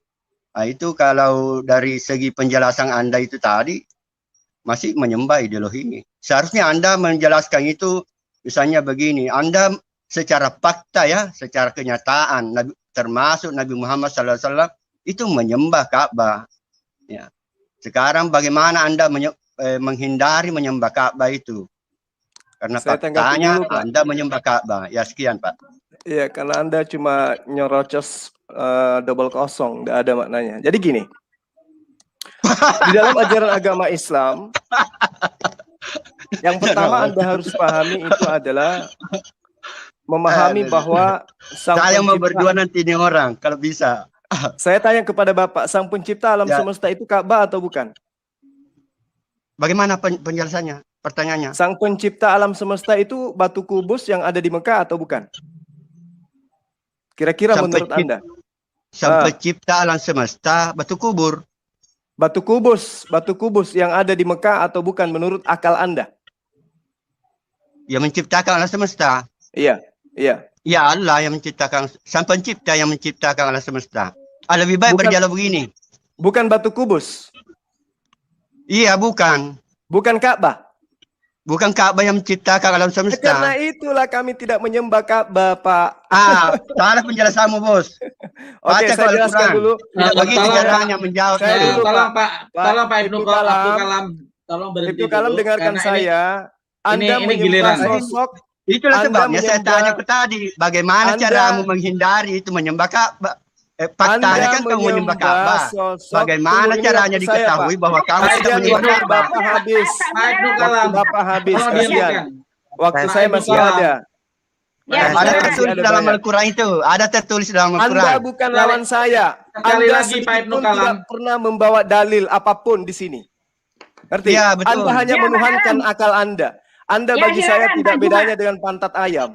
Ngerti? Lanjut, Pak Juma. La Lotos ilaha tanpa illallah. dalil itu adalah pantat ayam Pak bagi Kalam, saya. diam dulu Pak Harus Kalam. punya dalil kalau bicara dengan saya, Pak Ibnu Kalam. Dalil Mau- apa mau dicari- yang Anda gunakan? Anda menggunakan dalil Nanti apa Pak dari Kalam, tadi? Pak Kalam. Ada Pak Kalam, dalilnya. Nanti Pak Kalam. Kasih waktu nanti Pak Kalam. Iya, Dah. begini. Silakan. Justru Baik, saya mau Anda tahu punya dalil dalilnya apa dari Anda. menerangkan ini kepada saya. Anda baca Quran tidak, baca gospel juga tidak. Sebenarnya Anda itu mau berdebatnya cocoknya dengan tembok. Karena ini berbicara mengenai agama, keyakinan. Yang Anda bawa di sini adalah tarekat. Anda cocoknya dengan orang-orang yang menyembah kepada batu, menyembah kepada api, menyembah kepada gunung. Itu yang cocok dengan Anda karena sama-sama menyembah akal. Sabar Pak Kalam, biar saya. Iya, Ya. lanjut aja. Nah, sekarang giliran saya.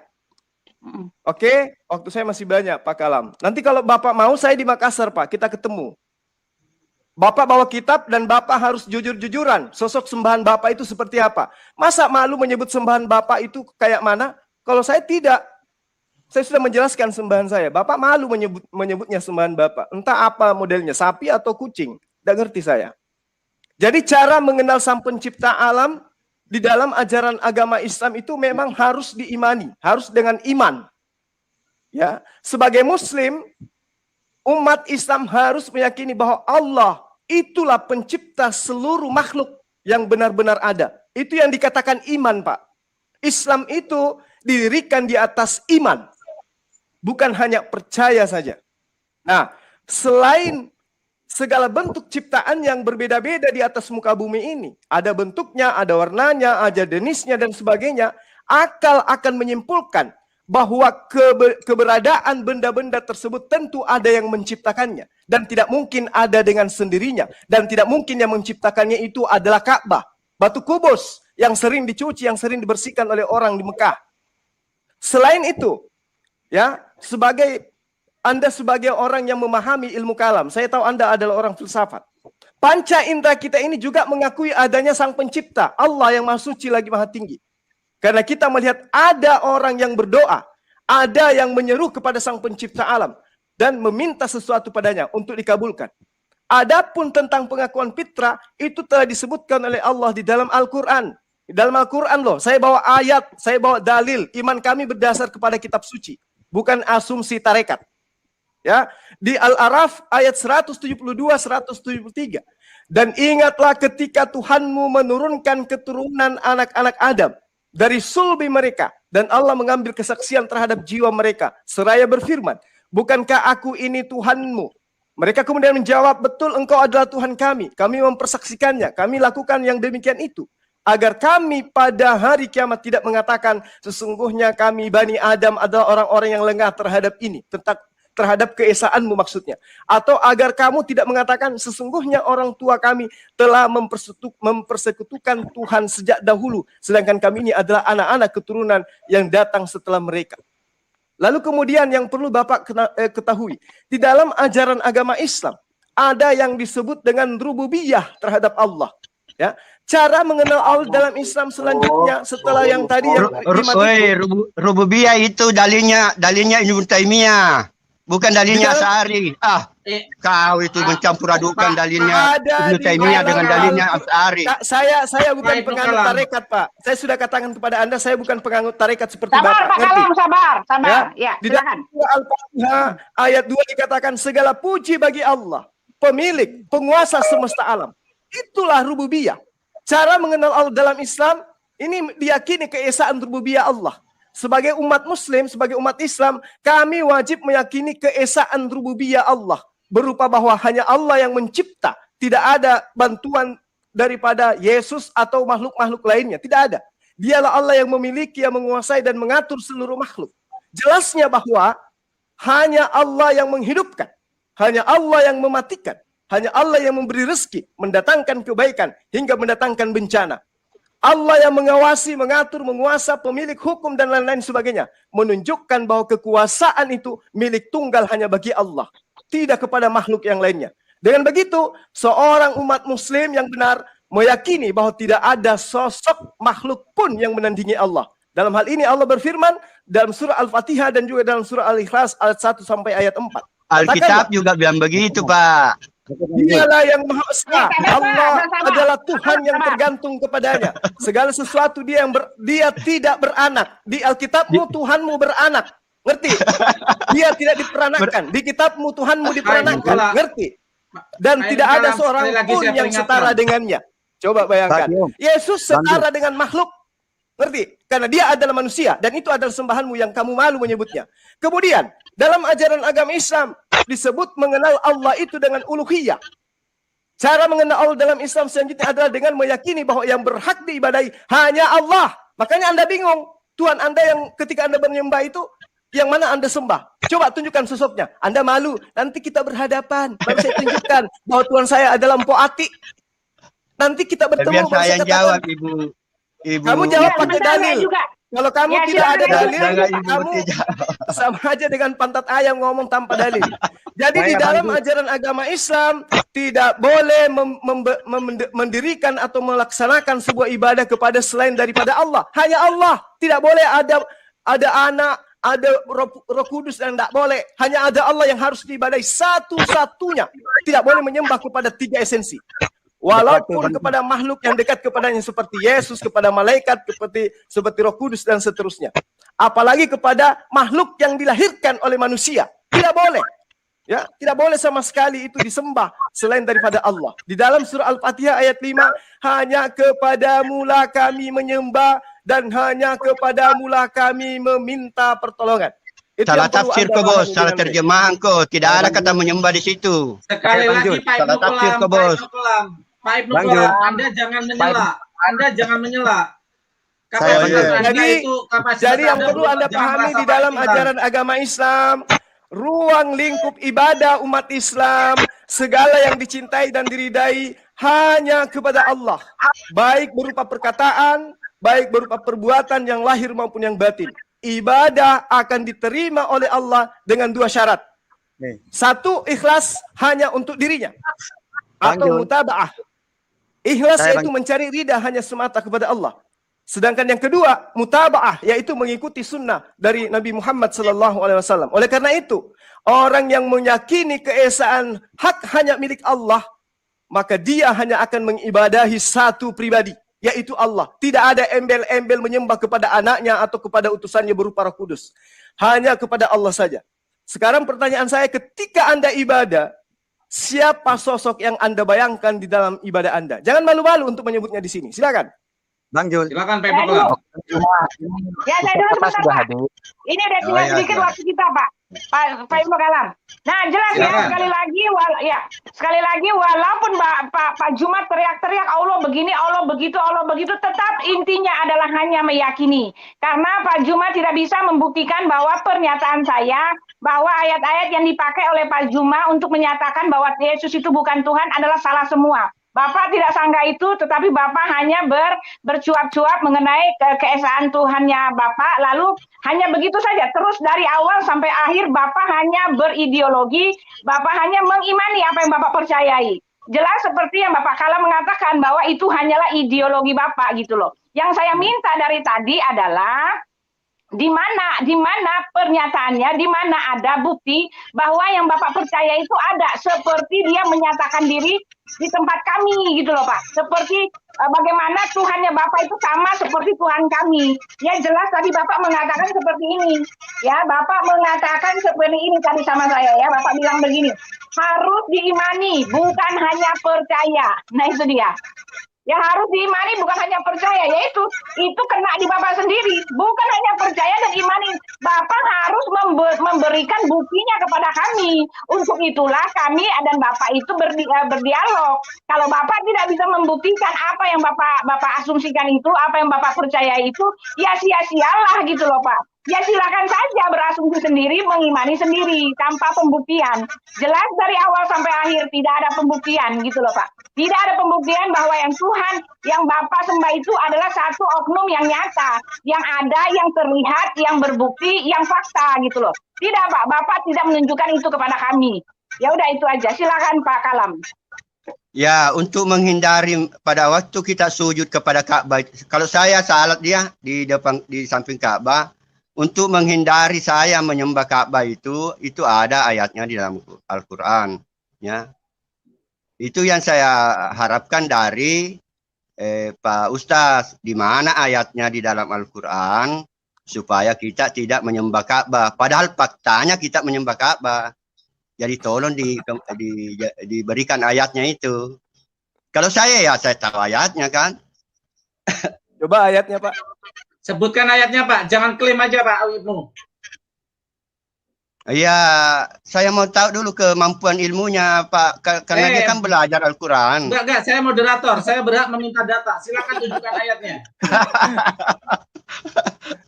Orang gila ini kayak. Silakan tunjukkan ayatnya. Jangan seperti yang diklaim seperti pantat ayam, cuma bisa ngomong tapi tanpa data. Silakan tunjukkan. Kalau moderator ikut-ikutan marah ya, memihak kepada satu pihak, ini namanya tidak, malah ingin saya pancing lagi, lagi, ya. Karena kalau saya berbohong kan, ini Pak Juma, ini ada ayatnya. Pak Juma tunjukkan saja permintaan saya. Silakan dalilnya, silakan Pak. Di samping kiri saya, silakan dalilnya, silakan. Jelas. Di samping kiri saya sudah ada. Pak Juma. Saya sudah lihat dalilnya. Ya, bacanya. Coba Anda bacakan. Itu dalil itulah yang kita gunakan supaya Pak, kita. waktu kita sudah mau habis Pak. Udah Pak, dulu waktu kita sudah mau habis, nanti Pak Juma banyak omong, kita nggak kasih waktu. Udah silakan Pak Juma. Ya, baik, biarkan dia banyak ngomong.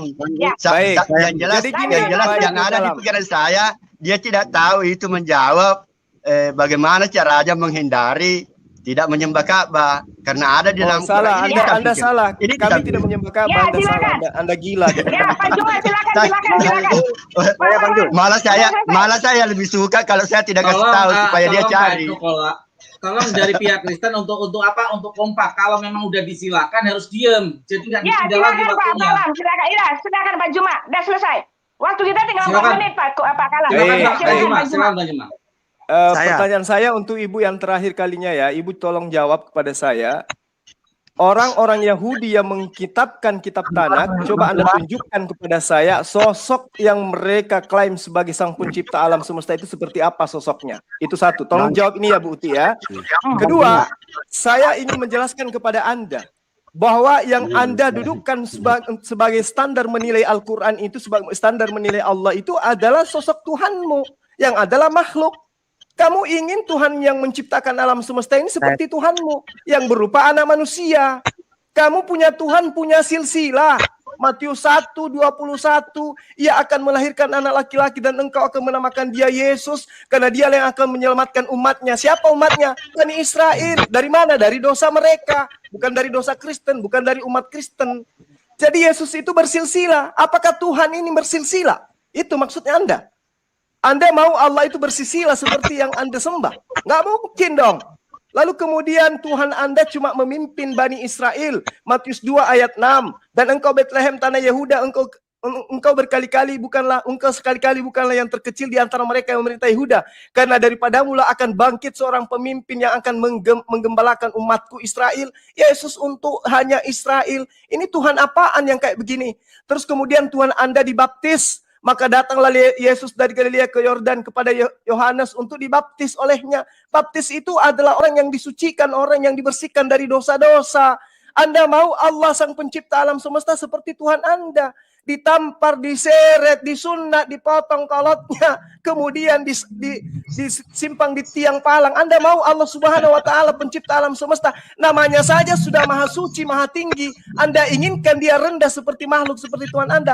Gak bisa seperti itu, Bu Uti. Jadi sekarang saya ingin tahu dari Anda, menurut pengetahuan Anda, sosok sembahannya Bani Israel yang wujud, yang ada, yang nyata, yang bisa dilihat, yang bisa digambarkan, yang bisa dibuktikan menurut pembuktian yang Anda inginkan terhadap Allah Subhanahu wa Ta'ala itu seperti apa? Silahkan. Bang Juma, di sini juga ada Ustadz Tata. Waktunya masih panjang. Silakan Ustadz Tata kalau mau menambahkan. Ustadz. Oh, hilang lagi kayaknya sinyalnya. Silakan untuk pihak Kristen menjawab pertanyaan dari Bang Juma. Silakan. Ya, Pak Juma ya, saya ini ya. Pak Juma mengatakan yang Bapak Juma ceritakan tentang Yesus itu hanyalah sisi kemanusiaannya. Ketika dia sudah jadi manusia, dia diseret. Dengar ya, ketika dia jadi manusia, dia diseret, dia makan roti dan semua yang Bapak katakan itu bicara tentang kemanusiaannya. Kami tidak memungkiri bahwa memang dia datang sebagai manusia, tetapi maaf, dia itu juga adalah Allah Bapa. Dan yang dipercayai oleh Yahudi itu adalah anak Allah. Anak Allah yang mereka tunggu-tunggu itu adalah Mesias, oke? Setelah Yesus mengaku bahwa dia Mesias, makanya Yesus dibunuh. Karena itulah yang sedang mereka tunggu-tunggu. Yesus dianggap menghujat Allah karena mengaku sebagai anak Allah. Karena apa? Karena anak Allah itu artinya sama dengan Allah. Anak Allah itu yang sedang ditunggu-tunggu. Ingat ya, anak Allah dalam kapasitas Mesias, bukan anak Allah, umat Allah seperti yang Pak Zulkifli gadang-gadangkan. Nah, ketika Pak Zulkifli mengatakan dia ditampar, dia dibunuh, dia dipermalukan, dia berkuluk, itu ada dalam kapasitasnya sebagai manusia yang datang menjadi penebus dan juru selamat, dan dia menebus dosa Pak Zulkifli. Kalau dia tidak mati di kayu salib, dosa Pak Zulkifli tidak akan pernah terhapuskan gitu loh. Nah, itu bicara tentang kemanusiaannya. Lalu Pak Zulkifli mengatakan apa lagi tuh? Ya, silakan Pak Kalam, itu saja Pak. Ya, saya tetap menilai Pak Suma ya seperti saya mulai dari awal lagi ya. Jadi gara-gara itu pertanyaan itu saya mencari bagaimana sebaiknya kita menyembah ya. Karena faktanya kita menyembah Ka'bah ya, faktanya umat Islam itu menyembah Ka'bah. Untuk menghindari menyembah Ka'bah. Bagaimana Pak? Anda aja kali yang nyembah Ka'bah. Bang Jul, suara saya bisa. Makanya saya mau lanjutkan penjelasan saya. Untuk menghindari menyembah Ka'bah ini. Makanya saya banyak belajar. Jadi saya kedengaran Pak Ustadz Tata kedengaran. Tahan dulu Ustadz Tata, silakan. Tahan dulu Ustadz Tata. Silakan Pak Ibnu Kolam. Ya, saya mencarinya di dalam Al-Quran supaya kita tidak menyembah Ka'bah. Karena faktanya kita menyembah Ka'bah. Dan itu ada di dalam Al-Quran ya. Ada perintah di dalam Al-Quran supaya kita tidak menyembah Ka'bah. Saya sengaja tidak menyampaikan dulu karena saya mau tahu kemampuan belajarnya agama Pak Ustaz. Nah, nanti kalau misalnya siapa yang mau mengetahui siapa yang ditembak oleh orang Kristen, nanti saya bisa juga jelaskan.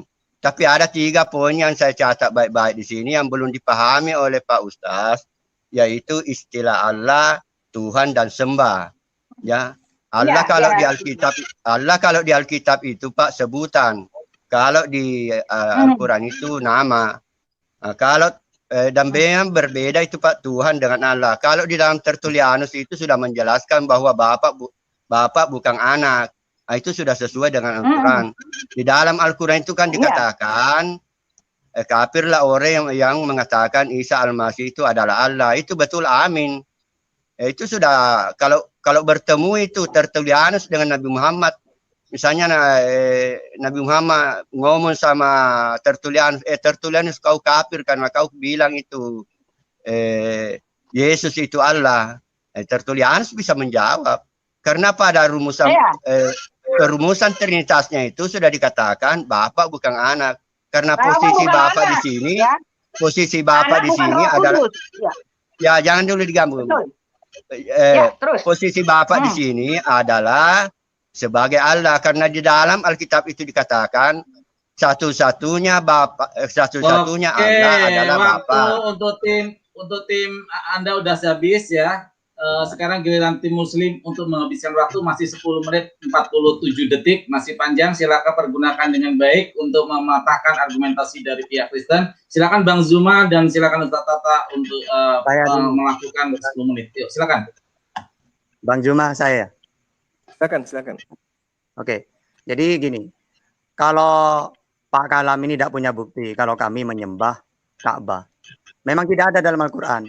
Karena memang pertama kali umat Islam itu menyembah Allah itu menghadap ke Baitul Maqdis. Bahkan itu berlaku sampai 6 bulan atau 16 bulan atau 17. Nah, setelah itu maka turun ayat disuruh pindah kiblatnya. Nah, orang Yahudi juga tahu bahwa itu bukan menyembah Baitul Maqdis. Ketika dipindah kepada Ka'bah juga bukan menyembah Ka'bah, tapi ini perintah berkiblat. Sebagaimana juga dalam perjanjian lama ya, aku menyembahmu menghadap ke bait suci ini, kan gitu. Makanya ketika Allah menyebutkan surat qad nara taqalluba wajhika fis sama falan walliyannaka qiblatan tardoha fawalli wajhaka syatral masjidil haram. Dalam tafsirannya Masjidil Haram itu adalah Ka'bah. Ka'bah itu apa? Kiblat yang pertama. Inna awwala baiti wudi'a linnas bi Bakkah. Ya, terus siapa yang membangun? Nabi Ibrahim dan Ismail. Mana dalilnya? Wa id yarfa'u Ibrahim. Terus, nah disitulah karena dia kiblat pertama, ya sehingga yang pada dasarnya ke Baitul Maqdis dipindah ke Masjidil Haram, yaitu Ka'bah. Jadi bukan menyembah itu, tapi diperintah untuk berkiblat, kiblatnya yang pindah, karena itu adalah kiblat atau bait suci yang pertama yang dibangun, gitu loh, yang membangun Ibrahim dan Ismail. Terus kalau masalah, tidak usah kamu bahas kalam-kalam itu, karena saya paham mana uluhiyah, rububiyah, asma wa sifat. Nah, ada 3 kalau Taimiyah, Ibnu Taimiyah ada 3, uluhiyah, rububiyah, asma wa sifat. Kalau Asy'ariyah itu aqaid yang 50, yang kepada Allah yang wajib 20, yang mustahil 20, para nabi 4, mustahilnya 4, jaiznya 1. Kalau untuk Allah fi'lukul mungkinin autarkuhu. Kalau untuk para nabi al-a'radul basyariyatul lati la tu'addi ila nafsi fi maratibihimul aliyah. Itu jangan Anda pakai bahas itu. Nanti Anda enggak bisa itu kalau lawan saya. Kalau rumusannya Bahaudin Naksabandi bagaimana? Pak Ibnu Kalam, Anda saya peringatkan untuk terakhir kalinya Pak Ibnu Kalam. Ya, Pak Ibnu Kalam. Jangan membahas ke Naksabandiyah, Qadiriyah, itu toreko, bukan masalah akidah. Ya, jadi Anda punya nyasar itu. Oke, silakan saya serahkan ke Bang Zuma.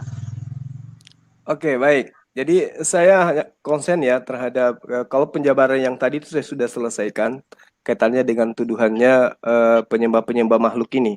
Jadi gini, ketika saya tanya sosok yang disembah oleh Bani Israel, apakah Anda bisa tuliskan, apakah Anda bisa menggambarkan seperti apa sosoknya? Apakah dia berbentuk roh yang gentayangan, atau dia berbentuk manusia kah, atau dia berbentuk burung merpati? Mereka Bani Israel pun tentu tidak akan mampu untuk menggambarkan sosok sembahan mereka. Makanya tadi Ibu Uti hanya mengatakan, itu kan pada saat dia menjadi manusia. Sehingga dia ditampar, dia diseret. Lah, ya, dia jadi manusia. Iya, karena memang dia manusia, bukan Tuhan. Dia bukan Tuhan. Tidak begitu. Buti, waktu Anda habis, kita tidak mengatakan seperti itu. Yang ditunggu oleh Bani Israel itu adalah Mesias. Dia Mesias yang ditunggu itu adalah seorang raja yang sama seperti Daud, yang sama seperti Salomo. Bukan yang datang yang mereka katakan sebagai anak haram, anak yatim, tanpa ayah, ya hanya anak tukang kayu. Bukan yang seperti itu yang mereka tunggu. Lagian mereka mengimani kitab Yeremia 36 ayat 30. Sebab itu beginilah firman Tuhan tentang Yoyakim, Raja Yehuda. ia tidak akan mempunyai keturunan yang akan duduk di atas tahta Daud. Dia tidak akan memiliki keturunan yang akan duduk di atas tahta Daud. Sementara Yesus itu adalah keturunan Yoyakim. Itu adalah keturunan Yoyakim. Yesus itu keturunan Yoyakim. Ayat. Jadi mau saya bacakan satu kitab gitu. Jadi Yeremia 36 ayat 30, sebab itu berfirmanlah Tuhan tentang Yoyakim, kakeknya Yesus, Raja Yehuda. Ia tidak akan mempunyai keturunan yang akan duduk di atas tahta Daud. Jadi bagaimana mungkin kemudian Matius 1 ayat 1 mengatakan dia adalah anak Daud, dia lahir seorang raja lahir di kota Daud bernama Yesus. Bagaimana mungkin? Sementara dalil dari kitabnya Bani Israel dikatakan firman Tuhan tentang Yoyakim, Raja Yehuda. Yoyakim tidak akan mempunyai keturunan yang akan duduk di atas tahta Daud. Jadi tidak mungkin Yesus itu akan diterima sebagai Mesias yang ditunggu oleh orang-orang Yahudi. Ya, itu yang perlu Ibu pahami. Bukan karena Yesus itu mengatakan dia Tuhan, maka dia ditolak. Waktu aja saya ngasih tahu. Bukan karena Yesus itu datang sebagai Tuhan karena dia ditolak. Karena dia datang itu mengatakan dirinya sebagai Mesias, makanya ditolak. Sementara Mesias yang ditunggu itu bukan dari keturunan Yoyakim. Yesus dari keturunan Yoyakim. Jangan-jangan Ibu nggak tahu. Jadi di dalam 1 Tawarik ya 3 ayat 15, anak-anak Yosia, anak sulung ialah Yohanam, anak yang kedua ialah Yoyakim, anak yang ketiga ialah Zekelia, dan anak yang keempat ialah Salum. Jadi tidak mungkin sang pencipta alam semesta itu inkarnasi dilahirkan oleh manusia. Maka Yesus ditolak bukan karena ditolak dia sebagai Tuhan, tetapi dia ditolak sebagai Mesias. Hanya orang Kristen yang diajarkan melalui penjajahan Romawi Yunani terhadap tanah Yudea yang kemudian melanjutkan ajaran politeisme, yang kemudian mengajarkan ajaran penyembahan terhadap roh-roh. Apakah Tuhannya Kristen itu hanya berupa roh? Tidak. Tuhannya Kristen itu berupa roh-roh. Di dalam Wahyu 5 ayat 6, itulah ketujuh roh-roh Tuhan yang diutus ke bumi. Kalau 7 roh berarti roh-roh. Penyembah roh-roh itu dianut oleh kepercayaan Yunani, Romawi. Silakan Anda bantah dalilnya. Saya membacakan dalil kepada Anda. Wahyu 5 ayat 6. Itulah ketujuh roh-roh Theos yang diutus ke bumi.